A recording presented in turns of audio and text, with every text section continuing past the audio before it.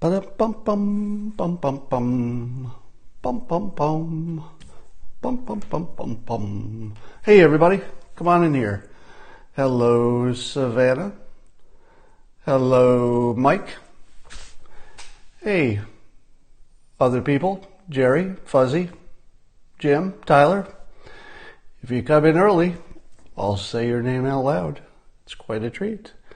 And now, we have 1,000 people, and it's time for the simultaneous sip, the best sip of the day. Grab your mug, your chalice, your vessel, your cup, your glass. Fill it with your favorite beverage, lift it to your lips, and enjoy the simultaneous sip.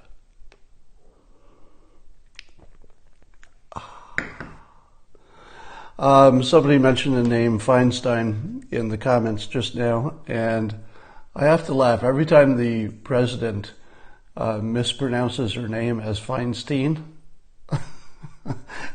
I always think to myself, does he do that intentionally? Does he not care? Or is he just confused like most of us are on whether it's Steen or Stein? So, let's talk first about all the inconsistencies. So there's this general feeling I'm hearing in the pundits.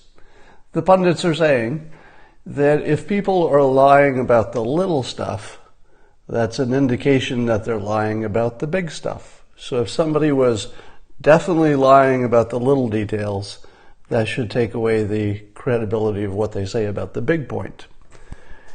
Well, I disagree with that totally. In this case anyway. There might be some general sense where that's true. But in this particular case, you have two people, Ford and Kavanaugh, who are acting as advocates. They're not really there to tell the truth. They're both fighting for their life. They're fighting for the fate of the country. They're fighting for their families. They're fighting for their reputations.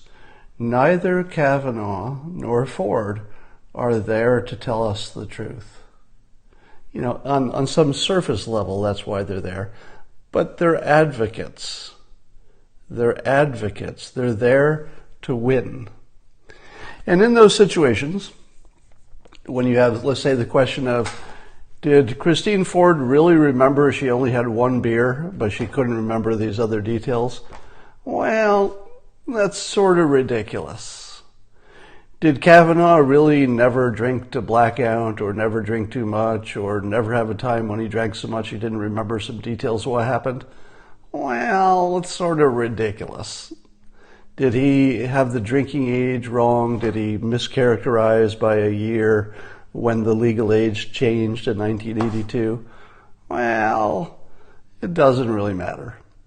Because you should expect that both of them would lie on all the little stuff. The expectation should be that both advocates will shade the little stuff as much as possible to the point where it's just a lie. Right? So when they talk about whether they had one beer or whether somebody knew somebody, you know, this sort of thing, you should expect both of them are lying by shading and etc. So don't make any conclusion about whether they were honest about the little stuff, because they're not there to tell you the truth. They're advocates.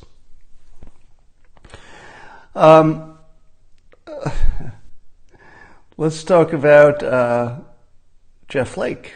So Jeff Flake, one of the swing votes, has come out and announced that he will vote for Kavanaugh, and his reasoning in his announcement was interesting. So what he said was that he was open to hearing both stories, but when he did, he said it was impossible to know who was telling the truth, and therefore you must default to the system. And the system is essentially, at least an ethic of the system, is innocent until proven guilty. So I think that's the protection that all of the Republicans and the people who might vote for Kavanaugh have now. Because of these, because of the hearings, the testimonies, I think that everybody has the same cover that Jeff Flake does, which is they can credibly say there's no way to know what happened. And once you've said that, you're free to vote for the one you want.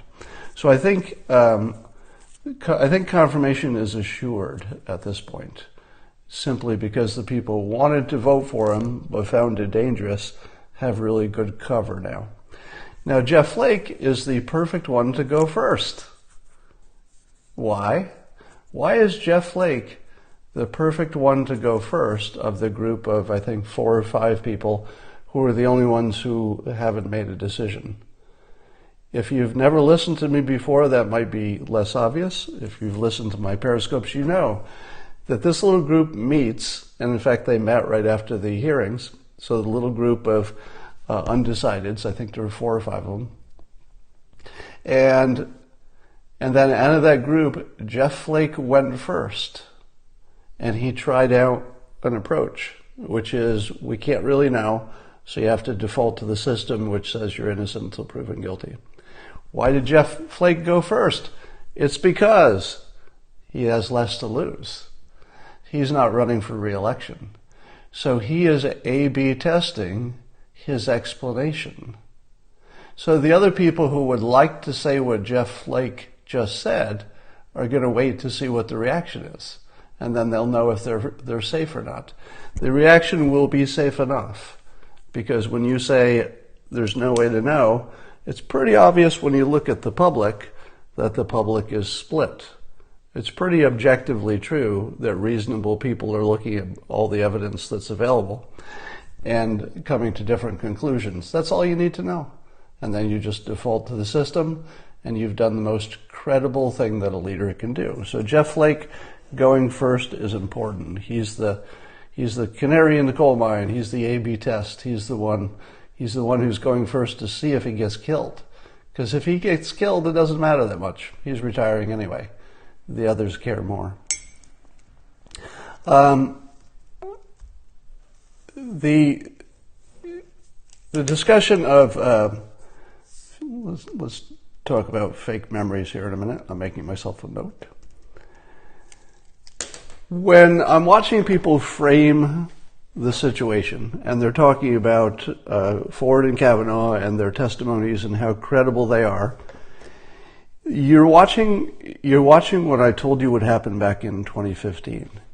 You're watching a civilization that is ascending to a higher level of awareness about reality. It's really exciting. And I've said this about the whole Trump administration, from the beginning, even from the candidacy, that he would change the way we thought about reality. Now let me ask you this. Back in 2015, when I say the facts don't matter, of course they matter to outcomes, but in terms of our decision making, we just ignore them. Have you ever seen a cleaner example of where the facts don't matter? This is a real obvious situation where you can see people who have made a decision and then they reason backwards to what the facts must be. Oh, I've decided I like Kavanaugh, therefore I'll reason backwards to the facts of, it's a fake memory.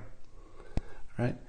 So when I first said this in 2015, I think most of you will remember that it just sounded crazy. In 2015, this is just a few years ago, to say that the facts don't matter to our decisions just sounded crazy. But now you're watching it. It's unambiguously true that the facts don't matter. And the reason, of course, is that we never know the facts. So the facts would matter totally if we actually knew what they were. But we tend to think we know the facts, and we're just wrong. We just believe it without having evidence. All right. So the people who have already risen to the higher level of, let's say, understanding reality, are not saying that one of them lied and one of them is telling the truth. Anybody who's framing this as there's one liar and one telling the truth, and that's the end of the story, they have not yet risen to a higher level of awareness where I think much of the public, not all, but much of the public is starting to understand. And that higher level awareness goes like this.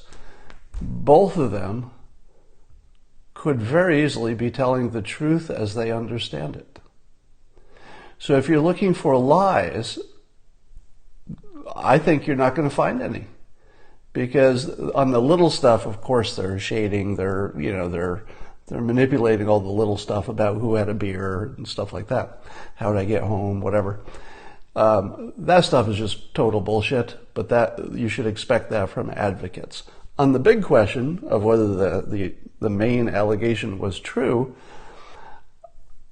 to me, the most likely situation, and certainly the one that should be in every conversation, whether it's the best explanation or not, it should be prominent in every summary that both could be telling the truth as they see it. So that means that both could have faulty memories. One of them could have faulty memories, or we live in a simulation in which the history isn't really set. The history is variable until you confirm it. So watch for people like Geraldo, who has risen to a higher level of awareness. Maybe he was already there. I think he was already there. And Geraldo has said they're both telling the truth as they see it. That is a higher level awareness. Doesn't mean it's accurate. It just means that he is aware of that possibility being a prime possibility, not just some obscure little, maybe weird possibility. It's the prime possibility that they're both telling the truth as they remember it. And then you have to default to the process, because there's no other credible thing to do but default to the well-known, understood processes of how you handle things when you don't know the facts.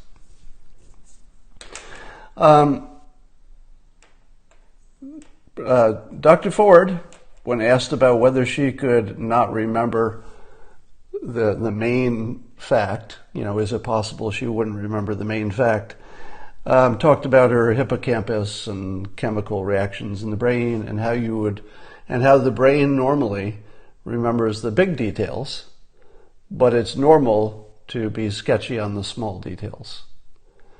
Was Dr. Ford correct that it is normal to remember the big detail while not remembering what people wore or the exact wording or stuff like that? Yes, that is completely accurate, scientifically backed. Everybody would agree that it is more likely you will remember the big facts than the little facts. However, the question that was not asked, and I wish it had been, is, Dr. Ford, do you believe there is such a thing as false memories? Being a memory expert, she's going to say yes, because she knows that other people have had false memories. Then you follow up, Dr. Ford, the people who have false memories, are they positive that their false memory is true? Dr. Ford's an expert on this stuff, or at least she's an expert in this general field. She would say, I think, yes, those people with false memories, which are fairly common and do happen in traumatic situations more often than others, they are positive and they're also wrong. That's a thing. Without that question, I feel like, we just didn't get a good hearing. Now, I do understand why the lawyer that the GOP hired did not go hard at her, because it would have been an unnecessary abuse, right? Whatever is going on with Dr. Ford, it's not pleasant. She's not having a good time. She's a victim of something, whether it's events, this event, other events, just a baseline anxiety that she talked about. She's a victim of something. And there is a limit to how hard you go as someone who's clearly a victim of something. So I think the GOP probably chose right to, and I'm guessing that the lawyer that they hired probably had some instructions to go easy, or at least not to go as hard as you would go in a trial. So I think they played it right, but we'll never know. I still would have liked to hear some more probing questions, but we didn't. So here's the question. Can people have a false memory of somebody that they know? So the fact that she says she knew Brett Kavanaugh, which is also in dispute, by the way, because he doesn't know her, or at least didn't hang around in the same circles. Is it possible to have a false memory with a whole different person in it? Well, I've told you my story of being robbed as a bank teller and how I gave a completely 100% wrong. The only thing I got right was the gender when I gave my description of the robber. And I know that because later I saw bank video surveillance of me being robbed, and it was a totally different person from my memory. So I hold in my memory a perfect memory of the person who robbed me, while also holding a perfect memory of looking at the video of me actually being robbed by a completely different person. So there's one example in which I have a different person in my memory, and it's confirmed. But the question is, okay, this was a stranger. I didn't know the person robbing me. If you actually know the person, can you have a false memory of somebody you know? Because that would be weird to get that wrong, right? Well, I have two of them. One of them involved my brother. I can't remember the details now, but I remember I was telling a story in which I was the center of the story and I did X. And my brother sat in the room and said, "You didn't do X. That was me." I have a memory of doing something that was actually my brother doing it. Now, I'm forgetting some of the details, but it was like a mind-blowing situation, because even if you assume that my brother was the one who has the false memory, one of us has a false memory, if not both, even if you assume he was, it's still a situation of having a memory about your own brother that you substitute yourself for, or vice versa. That is as deep a memory as you could possibly have. I also have a false memory involving my mother. A very detailed story of something that happened in which, when I check it with my mother, so when she was alive, I recounted the story that was about her. A very detailed story. It involved a gun and a dog. It literally involved, shooting a dog. Now, that's a sort of story that if you're a kid is pretty traumatic, right? Somebody actually shooting a dog. And in this story, it was my mother shooting the dog, or actually threatening to shoot the neighbor's dog because the neighbor's dog attacked our dog. So the story was a little bit traumatic because our dog got eaten, got pretty chewed up by the neighbor's dog. And in my recounting of it, my mother took her gun, which we kept loaded, and leaned in the corner behind the front door. True story. We had a loaded gun leaned in the corner of my kitchen, just all the time, in case we needed it. And when you grow up in the country, that's actually more normal than you think. It was actually there because there were animals that would get in the garden, and my mother would go out and shoot the rabbit or whatever it was that was in the garden. So my mother was the one who used the gun most of the time. And my memory is that she went to the neighbors with her gun, loaded, knocked on the door and said, "Your dog just attacked our dog. You've got two choices. You can either shoot your dog or you can watch me shoot your dog." And then the neighbor went in the back and shot his dog. Now, I recounted that story to my mother, and she said, "That never happened." And I said, "Well, maybe I got some of the details wrong, but the basic idea that you went to his house and told him to kill his dog, or you would, and you had your gun with you at the time, that part's true, right?" And she said, "Nope. Nope, nothing like that ever happened." Look how detailed this story is. And my mother, either my mother or I, have a complete false memory. Because how would you forget that, right? So it's far more likely that my memory was the false one, because she has the negative memory of it, and you would remember something like that, right?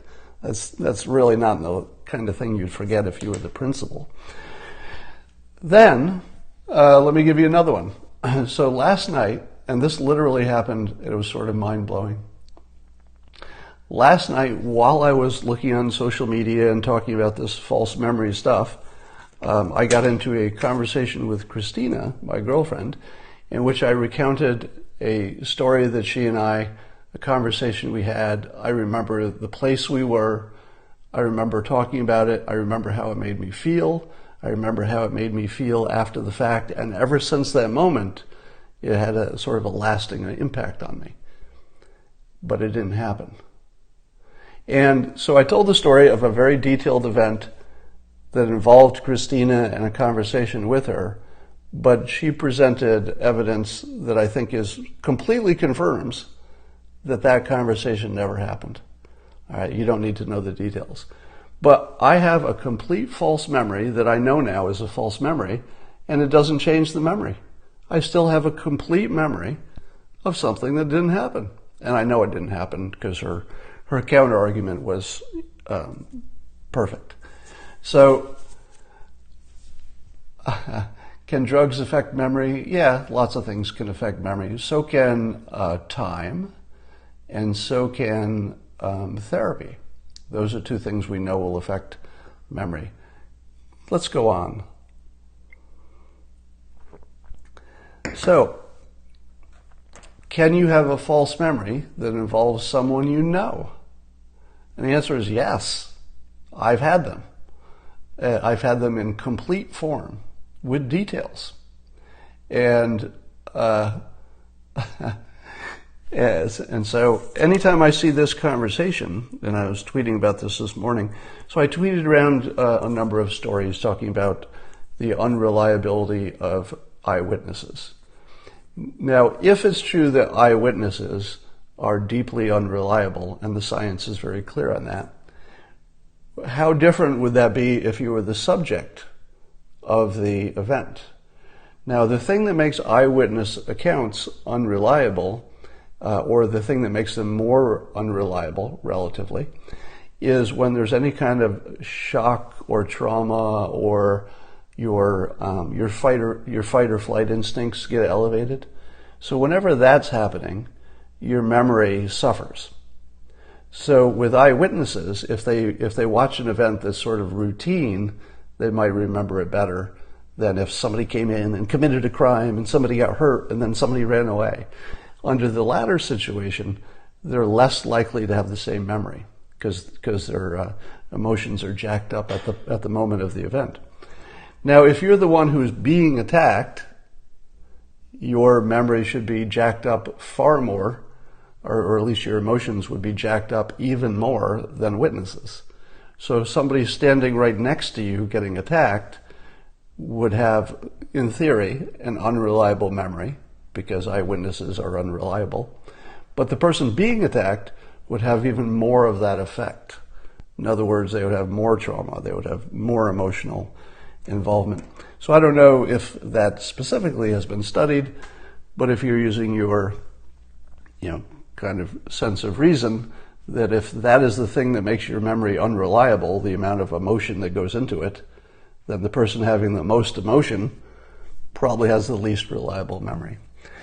Now, one of the things I've taught you way before any of this Kavanaugh stuff came up is that if two people have a different memory or a different observation, one of them is seeing an elephant in the room and the other person is right next to you and they don't see the elephant, which one is telling the truth?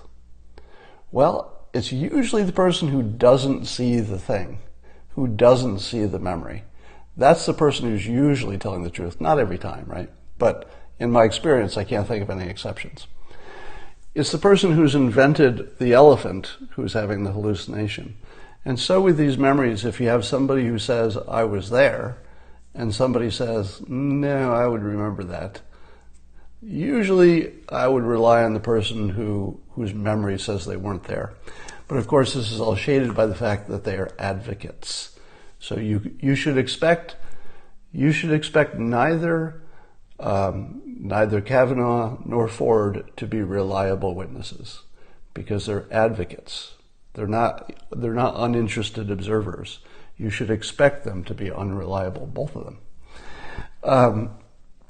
And therefore you have to default to the system because you can't determine who's telling the truth. Now, What about the simulation? You know, the smart people like Elon Musk and people like me say that reality is probably a simulation, and if it is, the creators of the simulation would want to reserve or conserve resources unless they needed them. So they would not create a reality that had every possibility and every history that's complete and fits. It would just be too hard to program, or it would be harder than it needs to be. You would instead have the past determined by the present whenever you needed it. So the past would be developed on demand. And that allows for the fact that there could be two legitimate pasts that people believe in at the same time, that neither of them is true. They're both simulations. So you're not ready to accept this this explanation of reality, and I understand. But you will. You're getting there. So in my world, it is more likely that both of them are telling the truth and that they both have a valid history that supports their truth. But that's because we live in a simulation, and since there's no way to decide which one is true, they can both be true forever, because there's nothing that requires them to be solved. Now let's talk about the people who are talking about this. The people who are talking about the Ford versus Kavanaugh situation, if they don't mention in every major conversation that eyewitness reports and memories are unreliable, they're either anti-science or they're just advocates, and you could ignore them. You can ignore anybody who's just an advocate. And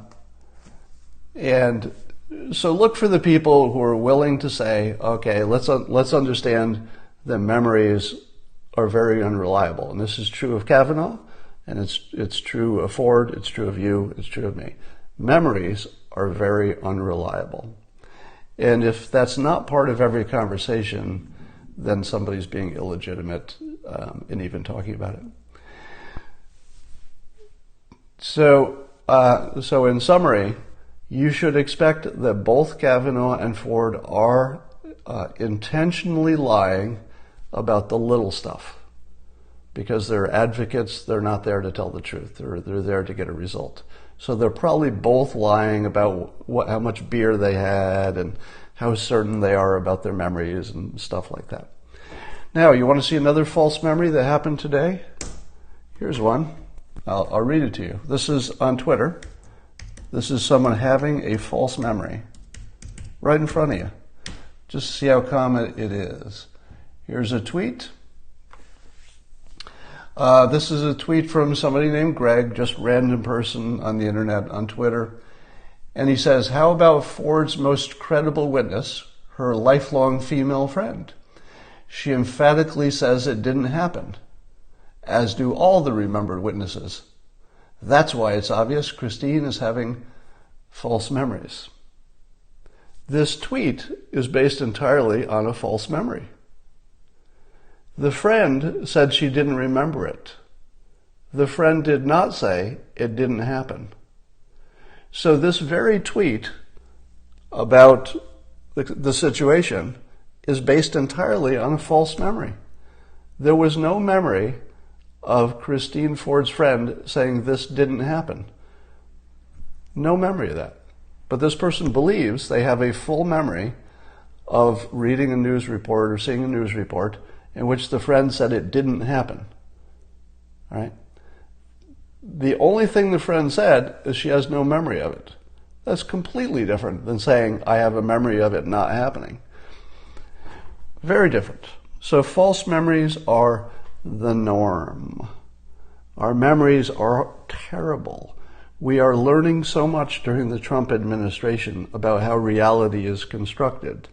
We're learning the facts don't matter. We're learning that our system is not what you thought it was. In this Supreme Court decision, what is the process for picking a Supreme Court person? What is the process for confirmation? Let's say confirmation specifically. If you live in the second dimension, you say to yourself, oh, well, the president nominates somebody, the Senate does advice and consent, they have to get a majority, blah, blah, blah. So that's what your impression is of how the world works, or it was. Now what do you think? Now you saw that mostly everybody made their decision without regard to the facts. They just joined their team and then they reasoned backwards to why they must be right. You all saw this, right? You all saw that the facts didn't matter to the vast majority of people. Now there's a small group, the 4 or 5 people, who had not decided yet, and Jeff Flake has now left that group because he's decided. But the entire decision of who gets on the Supreme Court came down to 4 or 5 people. I'm not wrong, am I? The decision about who got on the Supreme Court was not the Senate. It didn't matter what the rest of the Senate did. It only mattered what those 4 or 5 people did, because they're the only ones who matter. The only ones that matter. So that's our system. We have a system where 4 or 5 people get to decide who's on the Supreme Court. That's it. That's what we're watching right now, 4 or 5 people deciding. And I'm not even sure those 4 or 5 are deciding. You know, I told you before that it's more like the 4 or 5 are hiding than deciding, because they needed to hide until everything that could be known was out, and then they could find something to be their fake because. You saw with Jeff Flake, his fake because was that, okay, now we've heard everybody, and it's unreliable on both sides, and now it's safe for me to say, since we can't tell, we have to go with, innocent until proven guilty. And we have to conserve the system, so to speak. Preserve the system. So here's what I asked myself. Given that only 4 or 5 people are running the show, why would you ever vote with the majority? Now, if you imagine this scenario. Imagine that Senator Scott Adams gets elected. So on day 1, I get elected. And it doesn't matter which party I'm in. But let's say, well, it does matter in this case. Let's say I'm, maybe it doesn't matter. Let's say it doesn't matter which party I'm in. So I get elected, and it doesn't matter if I got elected Democrat or Republican. What's the first thing I do to take power? To essentially overthrow the government. All I do is not vote with my party every time. Do you get that? If I became a senator, I could run the country as one senator just by not reliably voting for my party every time. I would be the only one who's making the decision, because these votes are coming down to one vote, and I would be that vote. Now, if I got elected by either party, Democrat or Republican, and then I just always voted with my party, what power would I have? None. I would have no power. I would not be part of the decision-making process. Not in any important way. But by sometimes going against my group and always waiting for the last minute, like this little group of 4 or 5 swing voters, they have effectively taken over the country. You get this, right? That there are only 4 or 5 senators who run everything now. They're deciding who's on the Supreme Court. They're going to decide Obamacare, health care. They're going to decide on probably prison reform. They're probably going to be the important swing votes on taxes. There are only 4 or 5 people. That's it. They're running the country. And if you get elected to the Senate and you immediately join a team and just vote for the team, well, you're a frickin' idiot. You're an idiot. Let me put it another way. There are 4 or 5 smart people in the Senate, and then there are a bunch of idiots, because the 4 or 5 are making all the decisions. And the others are just sort of, I'm a Republican, I'm a Democrat, I'm a Republican, I'm a Democrat. 4 or 5 people go in and say, well, let's make this decision. What do you think, Jeff? What do you want to do here? Yes, McCain, For all of McCain's, alleged and real faults, McCain was simply smarter than most of the people because he was willing to cross sides, willing to talk to the other side. That gave him real power. I'll drink to that.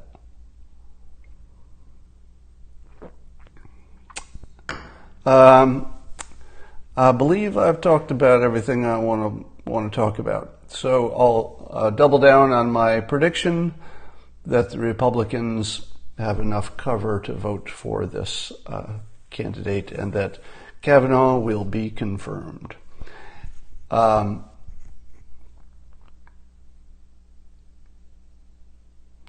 Yes, and the same thing with the Supreme Court. Now, when people say,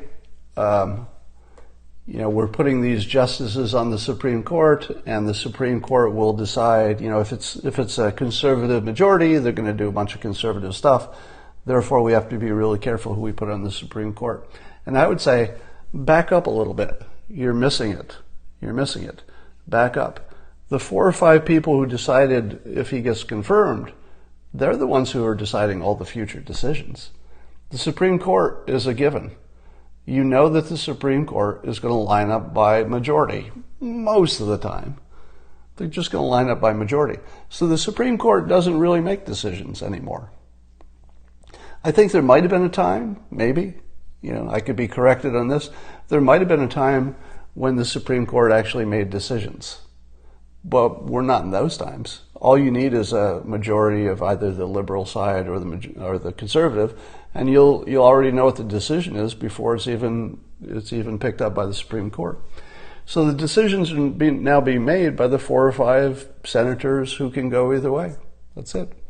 Somebody's asking about Dershowitz. I've said many times that I like to wait until Dershowitz speaks to have an opinion because his legal opinion is just better than everybody else's. And he's one of the few people who can have an opinion on both sides of the aisle. So Dershowitz is sort of like those 4 or 5 senators. He is wisely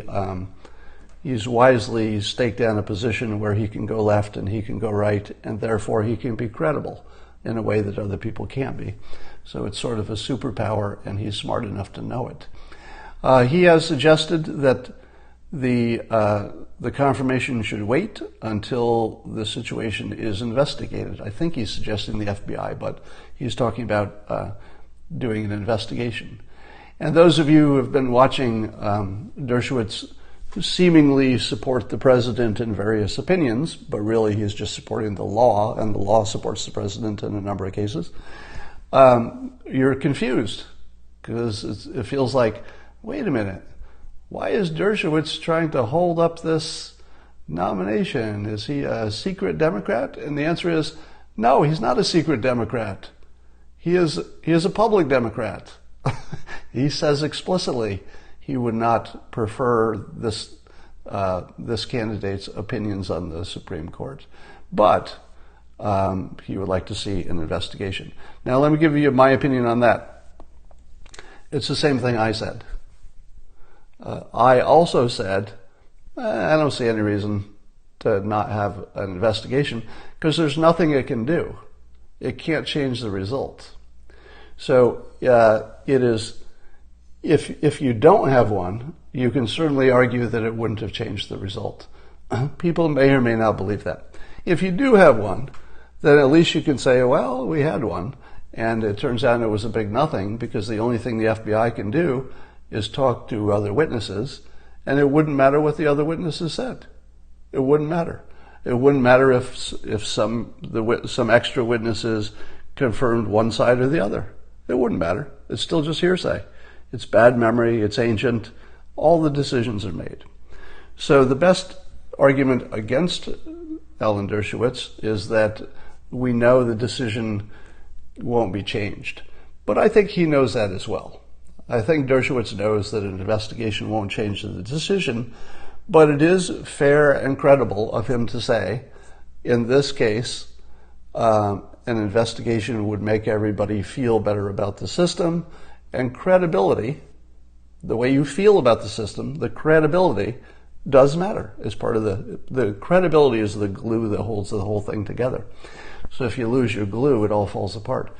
So Dershowitz is correct that an investigation, even at this late date, would make the country more comfortable. But there's also a little extra risk, because you never know. You never know if your investigation is going to kick up something that's a whole unrelated matter that the FBI can't ignore, right? So there's extra risk. If I were the president or the Republican senators, I would push through with the vote, and I would get this behind us as quickly as possible. If I were Alan Dershowitz, I think his brand is well served by exactly his position, because his brand is trying to be credible no matter which way that falls. And his position of, why not? Let's have a little extra credibility, a little extra certainty. There's not really a chance it's going to change the result, but it might make us feel different about the result. That's a pretty credible strategy, credible opinion. Even if you disagree with it, it's completely well-grounded, well-reasoned, and credible, as is basically everything Dershowitz says. By the way, look at Alan Dershowitz at age 80, and then look at the senators who were questioning the folks yesterday. Boy, 80 is not the same thing for different people, is it? Dershowitz at age 80 looks and acts like age 60. I don't even see him losing anything. Like you can't even see a trace of anything different at 80. I mean, that's pretty impressive. But you look at some of the senators, Senator Feinstein, Leahy, Orrin Hatch, those guys, they do clearly send the impression that they've lost a step. So 80 isn't 80 anymore. Dershowitz is impressive. Yeah, and Trump at 72 is certainly a whole different character than a lot of people at 72. All right.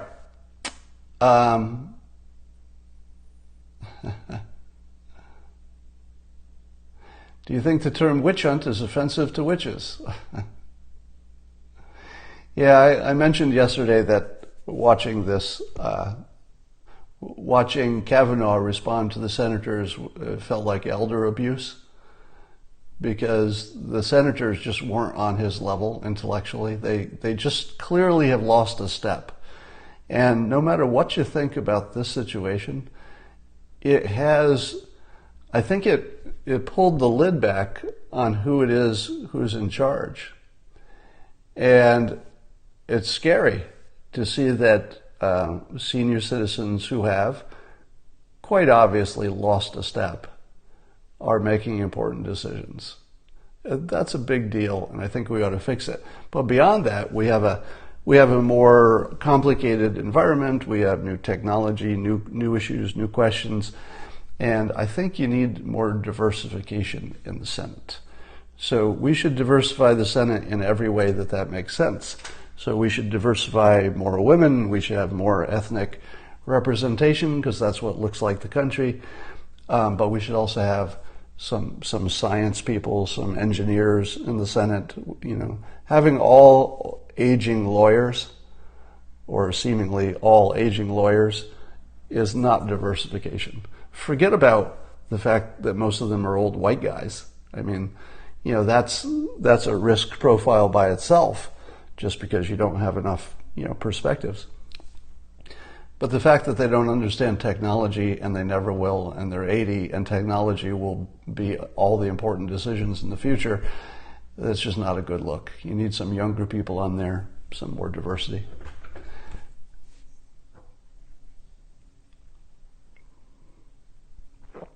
All right. I think we've covered it. I think we've said everything we need to say. And now it's time to get back to work. Hey, people, get back to work. Is there any kind of a decision on when the vote will happen. I haven't heard that yet. In the coming days, I'm going to be talking about my company's app, the Interface by WhenHub app. There's some exciting things happening that I think have an implication for the bigger world, an implication for you, all of you watching this. So if you don't mind, I want to warn you in advance. I'm going to be talking about the app, not today, but soon, and pretty exciting stuff happening. So we'll talk about that later, and I will see you soon.